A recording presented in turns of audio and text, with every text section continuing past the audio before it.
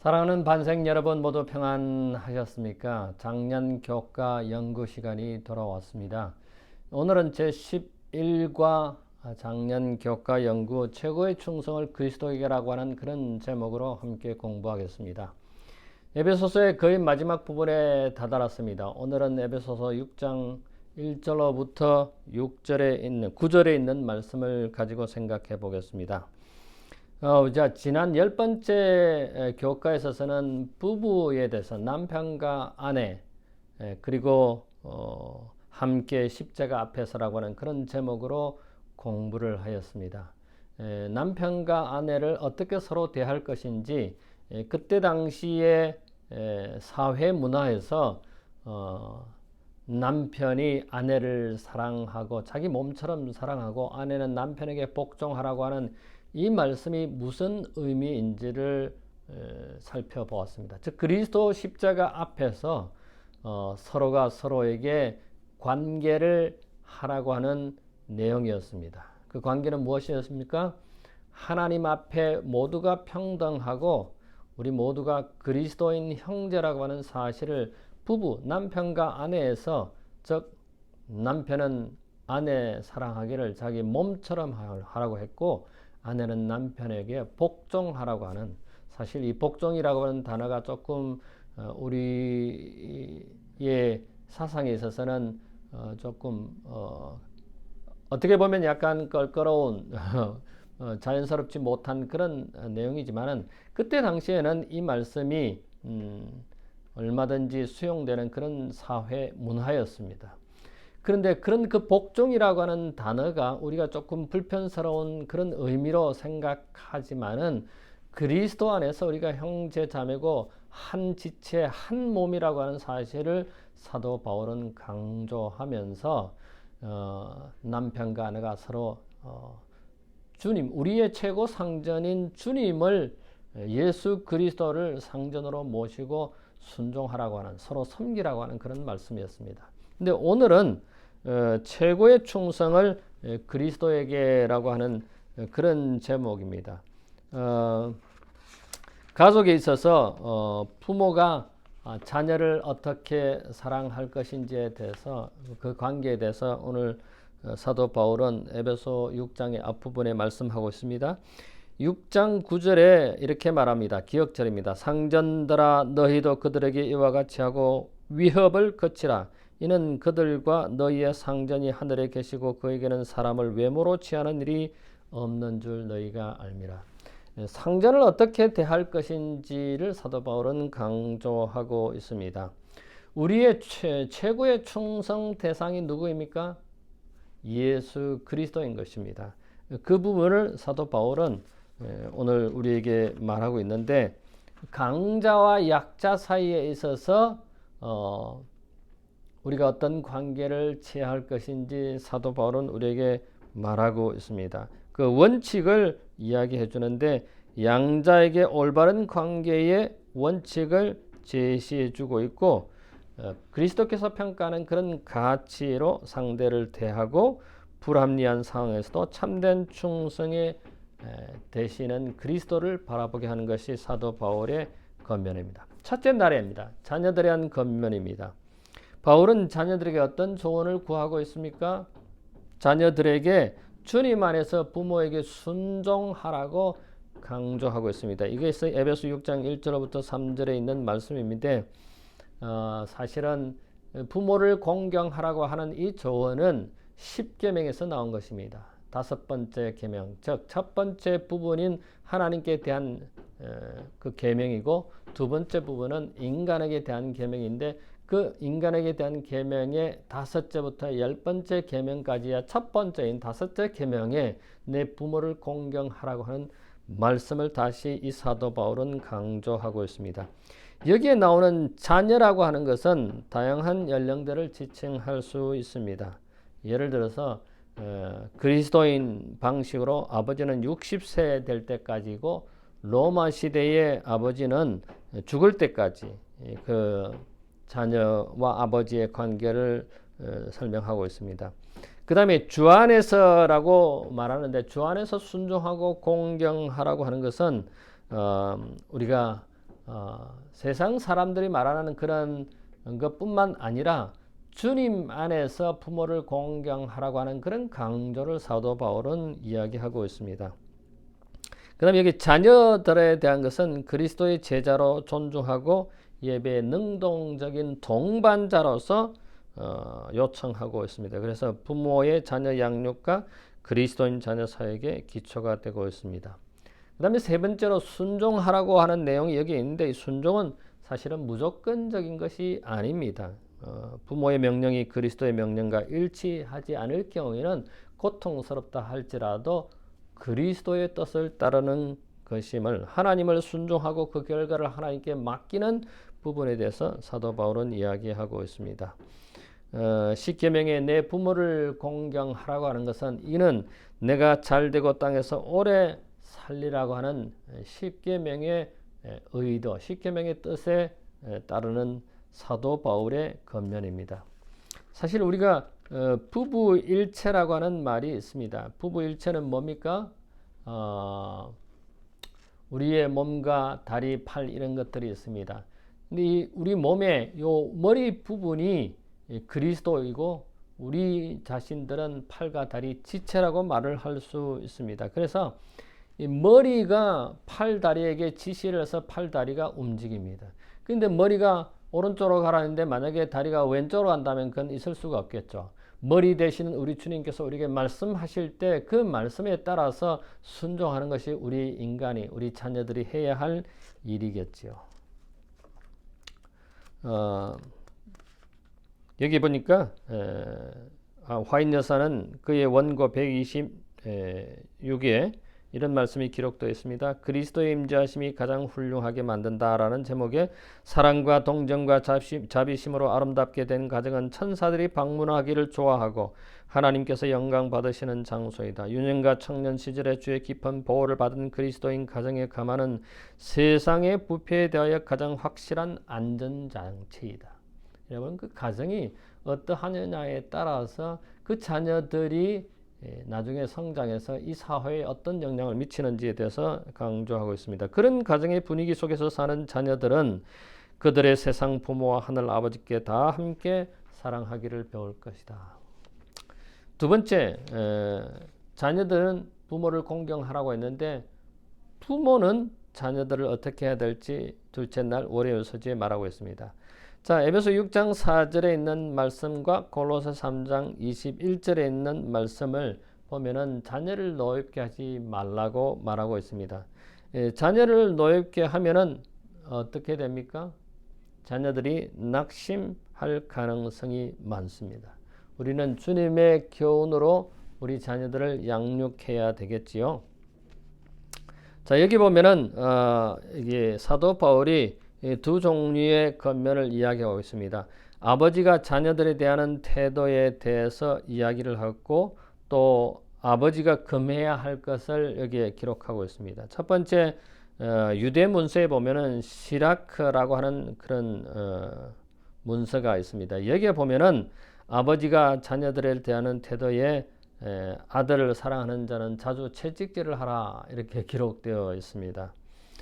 오늘날 우리 시대의 자녀들을 교육하는 데 보면은 채찍질은 금하게 되어 있습니다.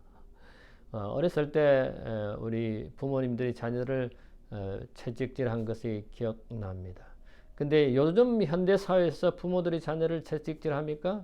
만약에 그렇게 했다가는 그 자녀들이 경찰에 신고해서 부모들이 경찰에 잡혀갈 수도 있는 시대가 되어버린 사회입니다. 근데 그때 당시에는 이 자녀들을 징계하고 또 멍에를 무겁게 하라고 하는 그런 유대 문서의 이야기가 있습니다.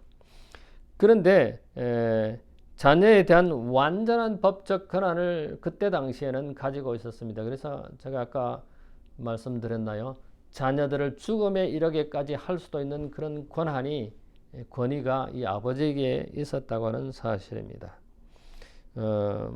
그런데 사도 바울은 아버지들에게 금해야 할 것을 말하고 있는데 자녀를 노엽게 하지 말라는 것입니다. 사실 그때 당시에는 이 자녀들이 아버지의 소유물처럼 그렇게 되어 있었습니다. 그래서 마음대로 할 수 있는 것이었죠. 그런데 사도 바울은 그 아버지들에게 그렇게 하지 말라는 것입니다.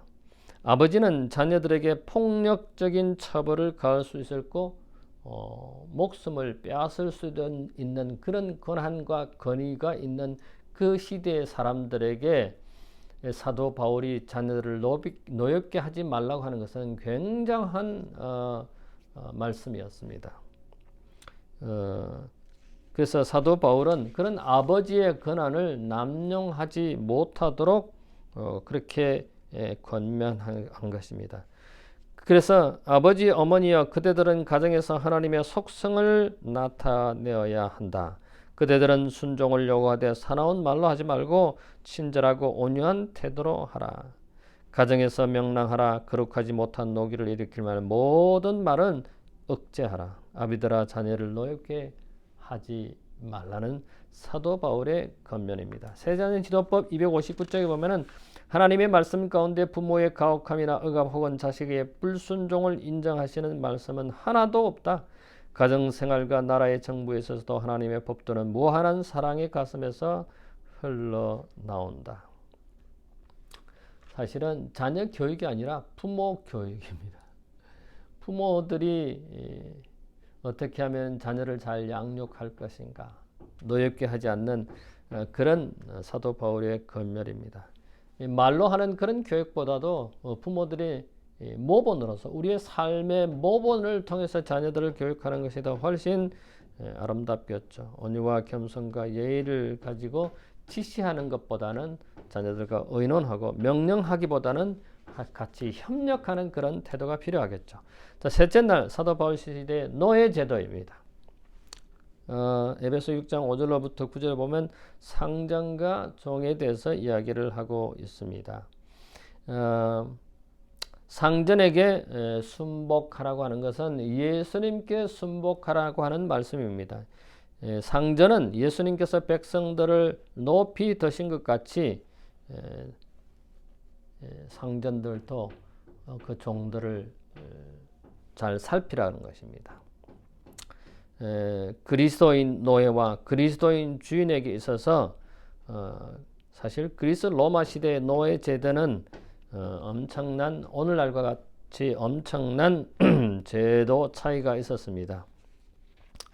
도시에 사는 가정 노예들은 때때로 교육의 기회가 주어지고 그 노예들이 심지어 박사학위까지 취득할 수 있는 그런 그래서 건축가, 의사, 철학자들이 될 수 있었습니다. 그리고 특정 기간에 그 노역이 주어지고 그 기간이 지나면 자유를 얻는 그런 노예도 종도 있었습니다. 그러나 시대와 문화권 그리고 어떤 상황을 막론하고 사실 노예 제도는 용납할 수 없음을 이야기하고 있습니다. 그래서 그 노예는 하나님의 심판을 받게 되고 정죄받을 것이라고 하는 것이 사도 바울의 말씀입니다. 그래서 그때 당시에 그런 노예 문화, 종의 문화에서 그렇게 하지 말라고 하는 것은 엄청난 파장을 가져올 수 있는 일이었습니다. 노예들이 주인의 위협 아래 살고 있었기 때문에 노예라고 번역을 합니다만은 한국어 일부 성경은 종이라고 번역을 하고 있습니다. 노예 제도는 사도 바울이 살던 시대에 항상 존재했던 악이라고 이 존 맥베이 목사님은 이 교과를 저술한 저자는 그렇게 말하고 있습니다. 그래서 바울은 사회개혁가로서가 아니라 신자들에게 현실에 대처하는 방법을 권면하고 있습니다. 하나님의 말씀에 근거해서 인간은 동등하다고 하는 그런 사상을 전파하고 있습니다. 노예 제도는 이게 잘못됐다고 하는 사도 바울의 권면은 그가 사회혁명가로서 하는 것이 아니라 그 노예 제도를 아예 부인하는 것이 아니라 그리스도 안에서 노예 제도에 대해서 신앙의 원리에 대해서 설명하고 있는 것입니다. 즉 노예 제도를 완전히 없애라는 그런 것이 아니라 그 사회 제도가 노예 제도가 있다면은 그 노예 제도 안에서 그리스도 안에서 어떻게 이 노예와 상전의 관계를 행상할 것인지에 대해서 설명하고 있는 것입니다. 상전과 종에 대해서 이야기를 하고 있습니다만은 사실은 사도 바울은 이 노예 제도를 무너뜨릴 만한 그런 원칙들을 이야기하고 있는데 그것이 사도행전 459쪽부터 460쪽에 이르는 말씀입니다. 사도는 바로 노예 제도의 기초를 공격하는 원칙들, 만일 시행된다면 제도 전체를 분명히 무너뜨릴 원칙들을 가르쳤다. 주의 영이 계신 곳에는 자유함이 있느니라고 사도는 선언하였다. 회개할 때 노예는 그리스도의 몸의 한 지체가 되므로 그와 같은 사람의 형제로서 하나님의 축복과 복음의 특권에 있어서 그의 주인과 함께 유업을 함께 누리는 이로서 사랑과 대접을 받아야 된다고 강조하고 있는 것이 화인여사의 말씀입니다. 노예 제도에 대해서 사도 바울이 권면을 했을 뿐만 아니라 종에 대해서 상전에 뿐만 아니라 종에 대해서도 이야기를 하고 있습니다. 노예 제도에 있어서 첫 번째 상전에 대해서 이야기하고 이제 넷째 날 수요일에는 종에 대해서 이야기를 하고 있습니다. 그것이 에베소 6장 5절로부터 8절에 있는 말씀이죠. 바울이 자세한 지침을 주면서 그리스도인 종들에게 요구하는 것이 무엇입니까? 마음을 다해 순종하라고 하는 것입니다. 하나님의 뜻을 행하고 주께로부터 그대로 받은 줄을 알고 섬기라고 하는 것입니다. 그러나 사도 바울은 그 순종의 초점이 그리스도라고 하는 사실을 강조하고 있습니다. 그리스도인 종들에게 주 안에서 순종하고 마음에서 나오는 최고의 봉사를 그 주인에게 상전하게 하라고 하는 것입니다. 그 충성의 대상이 주인이신 그리스도로 초점을 맞춰야 된다고 말하고 있습니다. 즉 우리의 섬김이, 우리의 순종이, 우리의 복종이 예수님께 하듯 하라는 것입니다. 우리의 상전에게 순종할 때, 복종할 때 예수님께 하듯 그렇게 하라고 하는 것입니다. 기독교적 관점에서 보면은 그 노예 관계 변화에 대해서 이렇게 말합니다. 첫 번째, 바울은 그들을 주인을 육체의 상전으로 제한하고 참되고 하늘에 계신 주님의 계심을 가르친다. 두 번째, 종들에게 두려워하고 떨며 단일한 마음으로 순종하기를 누구에게 하듯? 그리스도에게 하듯 하라는 것입니다. 그 다음에 세 번째, 바울은 그리스도인 종들을 주인의 종으로서가 아니라 그리스도의 종으로서 섬기라는 것입니다. 그 다음에 네 번째, 봉사를 수행할 때 마음으로 하나님의 뜻을 행하며 하나님을 향한 마음에서 우러난 봉사를 드러내야 한다. 그 다음에 마지막으로 주께 하듯 모든 봉사를, 섬기기를, 순종을, 복종을 하라고 하는 것이 사도 바울의 권면입니다. 그래서 그리스도인 종은 진심 어린 봉사를 통해 그리스도께서 재림하실 때 완전한 보상을 받게 될 것이라는 것입니다. 이 땅에서 노예가, 종이 다 보상을 받지 못합니다마는 예수님께서 이 땅에 오시면 그것이 보상된다고 하는 말씀을 이 교과 저자는 강조하고 있습니다. 이 세상에서 영원한 주인은 누굽니까? 우리의 창조주 하나님이신 것입니다. 우리의 구속주이고 여호와 하나님입니다. 이 세상에서 사회생활에 상하관계가 있고 장류관계가 있고 장류유소 있죠. 그 다음에 이런 관계 속에서 우리가 어떻게 대할 것인지, 어떤 관계를 해야 될 것인지 설명하고 있습니다. 여러분, 에녹은 이중 충성을 했다고 말하고 있습니다. 왜 에녹이 이중 충성입니까? 이 땅에서의 삶에 있어서도 충성하고 하나님께도 충성한다는 것입니다. 여러분, 이 말이 받아들여집니까? 에녹은 이 땅에 살면서 하나님과 동행하면서 하나님께 충성하고 이 땅에도 충성한다는 것입니다. 그러면은 하나님께 충성하고 이 땅에 충성할 때 만약에 다른 점이 발견된다면 우리는 어떻게 할 것인가?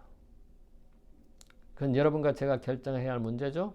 하나님의 뜻을 구하는 것이고 하나님의 뜻을 행하는 것이 첫 번째 우리가 해야 할 일일 것입니다.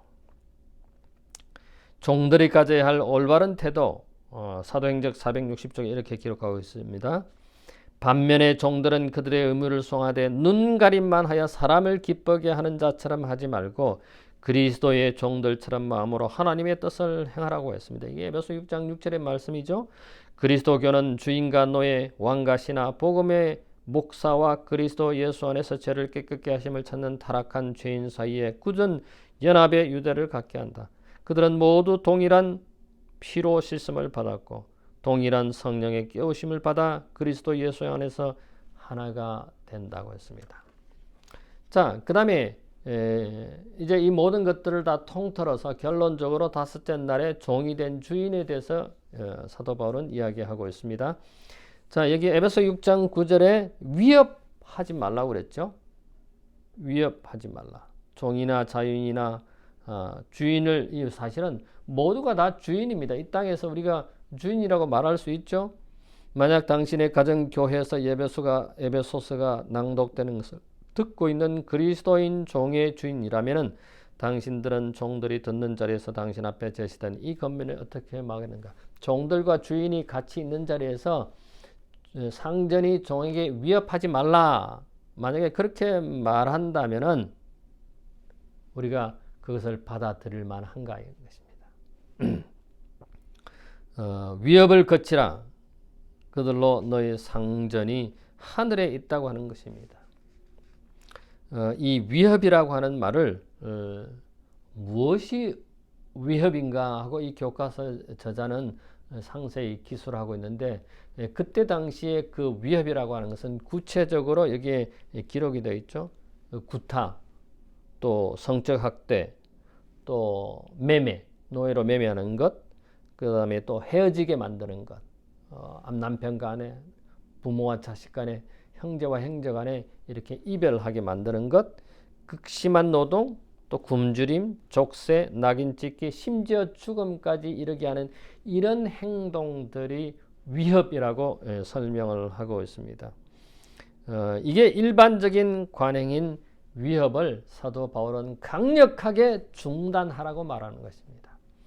오늘 우리 현대 사회에 이런 실질적인 모습은 없겠지만은 상전이 노예에게, 종에게 이런 모양의 그 어떤 모양이라도 있다면 우리는 그것을 중지해야 되겠죠.